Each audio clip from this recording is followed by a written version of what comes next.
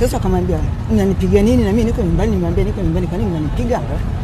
Ikawa sasa fujo, wakasema wewe unakuwa jeuri na unapingana na polisi. Ndio piga mpaka kumtoa nje.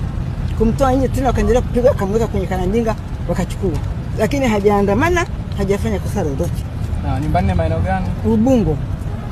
Ubungo Msewe. Sasa unaomba nini? Mimi naomba mwachilie kwa sababu hana makosa. Unajisikiaje? Mimi mwenyewe sasa hivi yani miguu yangu inauma. Ni mwaka wa pili sasa. Mimi hoja yangu tu ni kwamba huyu mheshimiwa alivyotamka kwamba watu waachiliwe. Basi waachiliwe. Kwa nini tena wanakuja kutuwekea mipaka?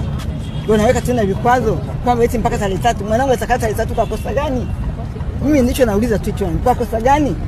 Hata polisi walikuwa mshika wenyewe, alivuka kamanda mkuu, polisi alikuwa nani? Anapiga mtu mmoja. Ni haki. Hakuwa na silaha, hakuna na kitu chochote. Nyewe mnapiga. Ina maana yeye wenyewe hajawahi kwenda kwenye vita akapigana, ndio wakaona watu ndio wakuja kupigia nyumbani. Alafu anapiga tu risasi tu bila sababu. Mimi ndicho naomba hicho mheshimiwa tujibu. Hii ni haki? Mimi ni mwaka 70 huu tangu uchaguzi unafanywa, sijawahi kusikia kuona vitu kama hivi. Sijawahi kuona vitu kama. Alafu mtu mnamkamatia ndani, wote mnamfanya kwamba yeye ni maini. Kafanya maini gani?